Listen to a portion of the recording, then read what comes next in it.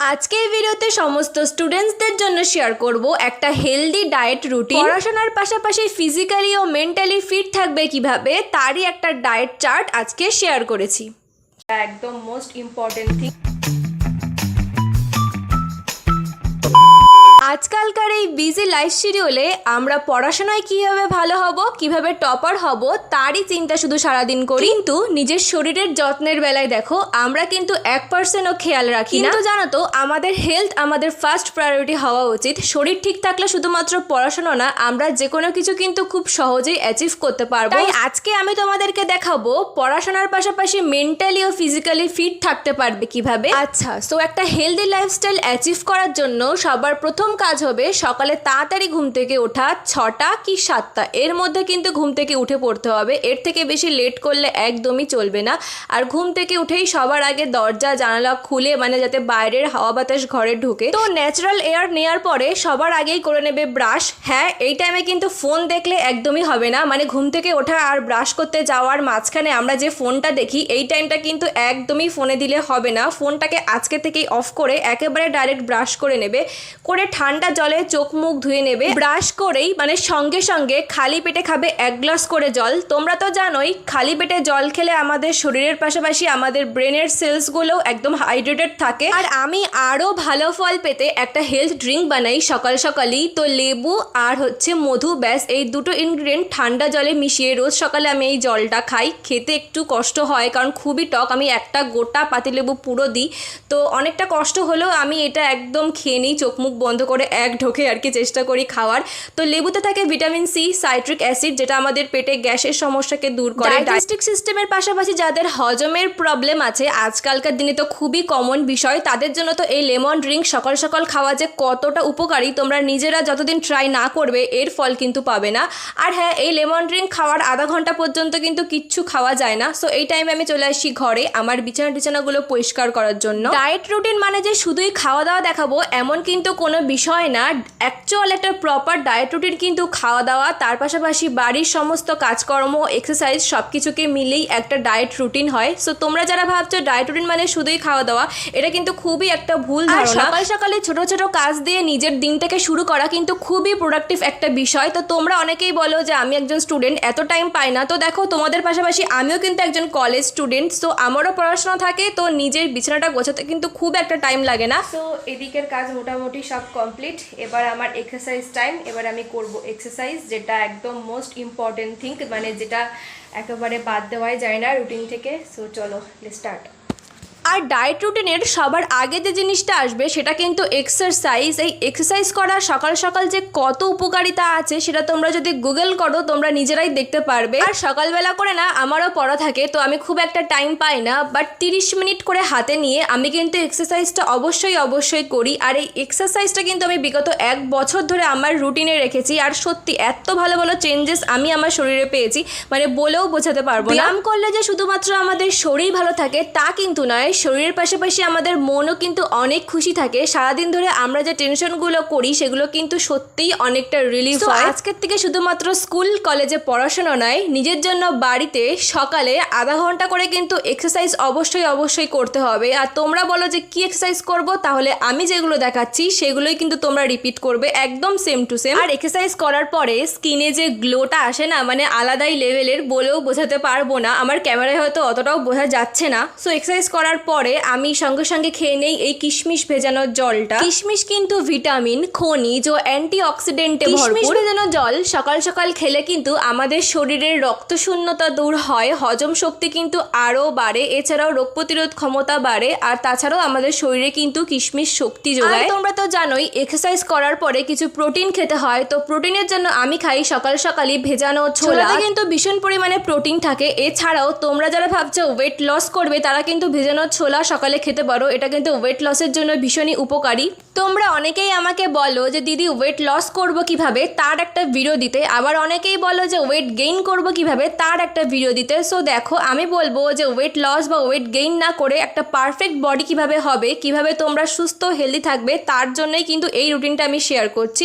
এটার দিকে খেয়াল রাখলে কিন্তু আলাদা করে কিছু করা লাগবে না। সকাল সকাল সব চা কফি অ্যাভয়েড করে, আনহেলদি খাবার অ্যাভয়েড করে তোমরা এই হেলদি খাবারগুলো খাও, শরীর চর্চা করো, করো, ঠিকঠাক সময় খাওয়া দাওয়া করো, আপনা আপনিই দেখবে বডি ভালো থাকবে। আচ্ছা, তো তারপর আমি চলে যাই পড়তে, কারণ এই সময় আমার অনেকগুলো পড়া বাকি থাকে। তো সকালবেলায় পরিবেশটা এত শান্ত থাকে এবং মনোযোগটা কিন্তু পড়াশোনায় খুব ভালোভাবে বসে। তো সকালবেলা করে 2 ঘন্টা কিন্তু আমি আমার পড়াশোনাতে অবশ্যই দিই। আমি টিউশনে গেলেও বাড়িতে নিজের পড়াটাকেই বেশি প্রেফার করি। আর আমি তো তোমাদের বারবারই বলি যে সকালবেলায় এমন কোনো সাবজেক্ট পড়বে যেটা তোমাদের কঠিন মনে হয়, মানে সহজে যেটা মুখস্থ হতে চায় না বা তোমাদের সেটা বুঝতে প্রবলেম হয়, এরকম যে সাবজেক্টগুলো আছে তোমরা কিন্তু সেগুলো করতে পারো। সকালবেলা করে কিন্তু সায়েন্স নিয়েও বসতে পারো, বেশ উপকারী, কারণ এই সময় পরিবেশটা পুরো শান্ত থাকে। পড়াশোনাটা যেহেতু বেশি ভালোভাবে ফোকাস হয়, তো সকালবেলা করে কিন্তু কঠিন সাবজেক্টগুলো পড়তে পারো। সো 2 ঘন্টা মতো এখানে আমার পড়া একেবারে কমপ্লিট। এটা কিন্তু ডেলিকার রুটিনে আমার একদম পারফেক্টভাবে হয়ে গেছে। সো তারপর আমি চলে যাই ব্রেকফাস্ট করতে। আর আমি তোমাদের প্রত্যেককে রেকমেন্ড করব সকালের ব্রেকফাস্টটা অবশ্যই করবে, সেটা যেন বাড়িতে বানানো হয়, বাইরের থেকে যেন কেনা না হয়। আর সকালবেলা করে ব্রেকফাস্টে তোমরা এরকম আটার বানানো রুটি, 1 বাটি সবজি, ডিম সেদ্ধ বা ভাত, ডাল, সবজি, বেশি করে স্যালাড, সবুজ শাকসবজি এইসব খেতে পারো। নাকি পরোটা খাচ্ছ, লুচি খাচ্ছ, পাউরুটি খেয়ে নিলে, এগুলো কিন্তু প্রচুর আনহেলদি। অনেকে আবার চা, মানে দুধ চা, তারপরে বিস্কুট ফিস্কুট এইসবও খাও, এসব কিন্তু একদমই উচিত না। কারণ সকালের ব্রেকফাস্টটাই কিন্তু মেন, সেখানে কিন্তু গ্রিন ভেজিটেবলস খাওয়া খুবই দরকার। আমার যে খুব একটা ভালো লাগে এমন কিন্তু না, বাট ভালো না লাগলেও আমি সব কিছু কিন্তু খাওয়ার চেষ্টা করি, বাড়িতে বানানো, মায়ের হাতে বানানো হেলদি কোনো কিছু। আর খেতে খেতে জল খাওয়া কিন্তু একদমই মানে উচিত না, বাট আমার আজকে খুবই প্রবলেম হচ্ছিলো, তাই দেখো 1 ঢুকি খেয়েছি, তার বেশি না। কারণ খাওয়ার আধা ঘন্টা আগে বা আধা ঘন্টা পর পর্যন্ত জল কিন্তু খেতে নেই, তাহলে আমাদের ডাইজেস্টিভ সিস্টেমে কিন্তু প্রবলেম আসে।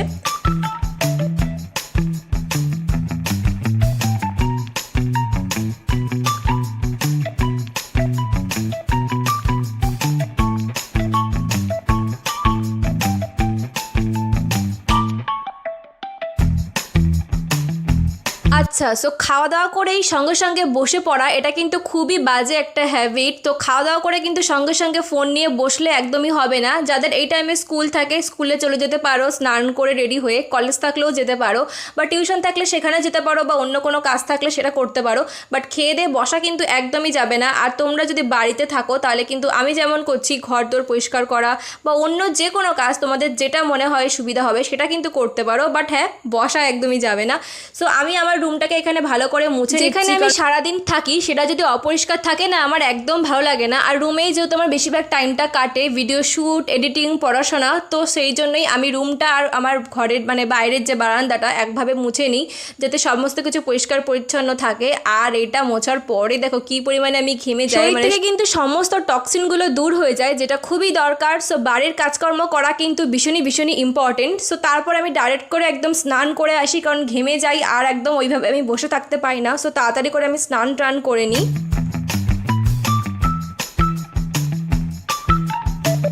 আর স্নান করে এসে স্কিন কেয়ার বলতে আমি সেরকম কিছুই করি না, জাস্ট একটা টোনার আমি আমার সারা মুখে স্প্রে করে নিই, ব্যাস। কারণ এর থেকে বেশি আমার আর কিছু ভালো লাগে না। আর হ্যাঁ, এটা হলো গ্রিন ট্রি টোনার, না ট্রি টোনার, এটা হলো গুড ভাইবসের ট্রি টোনার, হ্যাঁ ভুলে গেছিলাম। তো ব্যাস, এটা স্প্রে করে আমি চলে আসি পুজো দিতে। এবার হ্যাঁ, আমি কিন্তু রোজ পুজো একদমই দিই না, মাঝে মাঝে দিই, যখন মা বলে বা আমার মনে হয় যে পুজোটা আমি দিয়ে দিই, মার আজকে অনেক কাজ আছে, সেই দিনই পুজোটা দিই। আর পুজো দিতে না আমার বেশ ভালোই লাগে, পরিষ্কার জামা কাপড় পরে একদম সুন্দরভাবে ভগবানের কাছে প্রে করা, নিজের মনের কথা বলতে পারা আমার কাছে ভীষণই ভালো লাগে। সমস্ত নেগেটিভিটি কিন্তু দূর হয়ে যায়, আবার নিজেকে প্রোডাক্টিভভাবে আমি গড়ে তুলতে পারি। সো যখন দিই মাঝে মাঝে সত্যি আমার মাইন্ডটা একদম শান্ত হয়ে যায়, জানি না কেন, একটা আলাদাই কিন্তু পজিটিভ এনার্জি কাজ করে ঠাকুরের কাছে প্রে করলে, যেন মনে হয় জীবনের সমস্ত দুঃখ কষ্ট অশান্তি একদম শেষ হয়ে গেছে এইটুকু টাইমে।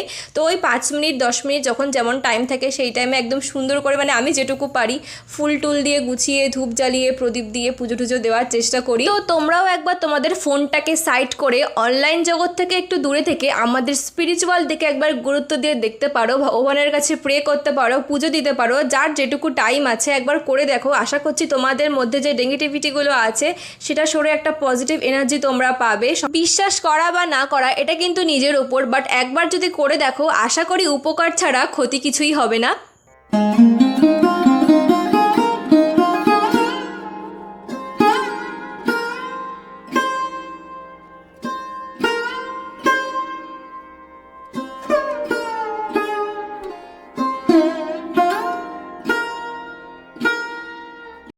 আচ্ছা, সো পুজো টুজো দিয়ে কিছুক্ষণ পরে ধরো ওই 2-2:30 নাগাদ আমি চলে যাই লাঞ্চ করতে। আর আজকে লাঞ্চে না অনেক কিছু ছিল, মানে আজকে আমাদের বাড়িতে কয়েকজন এসেছে, সেই জন্যই কিন্তু এত কিছু, নাহলে কিন্তু রেগুলার আমি এত কিছু একদমই খাই না। তো প্রত্যেক দিন দুপুরে ডায়েট চার্টে কিন্তু ভাত রাখবে আর ভাতের সাথে 1 বাটি করে ডাল রাখবে, এটা কিন্তু অবশ্যই দরকার। তার সঙ্গে কোনো মাছ রাখতে পারো বা ডিম রাখতে পারো বা মাংস রাখতে পারো, এই 3টের মধ্যে যে কোনো একটা রাখতে পারো। বেশি করে স্যালাড রাখতে পারো, আর হ্যাঁ শাক এটাও কিন্তু রাখতে হবে। ডালে কিন্তু প্রোটিন, ভিটামিন, খনিজ, ফাইবার এই সমস্ত কিছুই থাকে। এছাড়াও আরও অনেক অনেক উপকারী উপাদান থাকে। তাহলে বুঝতেই পারছো ডাল ইনটেক করা আমাদের জন্য কতটাই উপকারী। তার পাশাপাশি মাছেও কিন্তু প্রচুর পরিমাণে ক্যালসিয়াম, ভিটামিন, প্রোটিন থাকে, যা আমাদের দাঁত ও হাড়কে কিন্তু মজবুত রাখে। তার পাশাপাশি শরীরে কিন্তু শক্তি যোগায়। তাই রেগুলার আমাদের ডায়েট চার্টে লাঞ্চে ভাত, ডাল, মাছ এগুলো রাখা কিন্তু খুবই ইম্পর্টেন্ট। আর তার সঙ্গে চেষ্টা করবে প্রত্যেকটা রান্নাই যেন কম মশলা ও তেলে তৈরি করা হয়, কারণ বেশি মশলা দিলে কিন্তু একদমই তার উপকার থাকে না।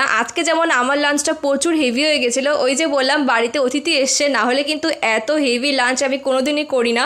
তোমরা তো যারা আমার ভিডিও দেখো রেগুলার তারা তো অবশ্যই জানো। 2000 years later. সো দুপুরে খাওয়া দাওয়া করার পর একটুখানি আমি রেস্ট নিয়েছিলাম। তারপরে এখন ওই সন্ধ্যে 6টার কাছে বাজে। তো আজকে আমি একটু বেরিয়েছি বাইরে ঘুরতে। খুব কম টাইমই বেরোই, বাট যখন বেরোই তখন কিন্তু একদম মন খুলে ঘুরে আসি আমি বাইরে থেকে। এটাও কিন্তু খুবই দরকার। সারাদিন বাড়িতে থাকা, বই পড়া এসবের মধ্যে থাকলেও কিন্তু হবে না, নিজের মেন্টাল পিসেরও কিন্তু দরকার। তার জন্য মাঝে মাঝে সপ্তাহে একদিন কিন্তু তোমরা বাইরে ঘুরে আসতে পারো, নিজের পরিবারের সাথে, বান্ধবীদের সাথে, প্রিয়জনের সাথে। বাট এই ঘোরার টাইমটা কিন্তু বেশি না হয়, ধরো 15 দিনে একদিন বা সপ্তাহে একদিন, এর থেকে বেশি না হয়। সো আজকে আমি চলে এসেছিলাম একটা রেস্টুরেন্টে, আমার বাড়ি থেকে একটু দূরে, মানে ভালোই দূরে আর কি, ট্রেনে করে এসেছি। আর আজকে এসেছি এই যে আমার বান্ধবীর সাথে, সেরকমভাবে তোমাদের দেখানো হয়নি। এই হচ্ছে আমার বেস্ট ফ্রেন্ড। সো আজকে মনে হয় এই নিয়ে সেকেন্ড টাইম ওকে আমি দেখালাম আমার ভিডিওতে। সো আজকে আমি আর ও দেখো একাই এসেছি, আর রেস্টুরেন্টটা না ফাঁকা ছিল, কারণ আমরা একটু তাড়াতাড়ি চলে এসেছি, বাট পরে কিন্তু প্রচুর ভিড় হয়ে গেছিলো। তো এই সেলফ টাইমটা কিন্তু খুবই দরকার, নিজের বান্ধবী বন্ধুর সাথে মনের কথা শেয়ার করা, একটু বাইরের পরিবেশের সাথে নিজেকে মানানো, বাইরের পরিবেশটাকে এনজয় করা। তো বুঝতেই তো পারছো আজকে আমার চিল ডে। সো চলো আমি এখন ওর সাথে এনজয় করি। আর তোমরা ভিডিওটাকে লাইক করো, শেয়ার করো, ফার্স্ট টাইম দেখলে কিন্তু সাবস্ক্রাইব করে যেও। আর হ্যাঁ, এরপর কি ভিডিও আনবো তাড়াতাড়ি কমেন্ট করে জানিয়ে যাও। তো চলো আজকের জন্য বাই।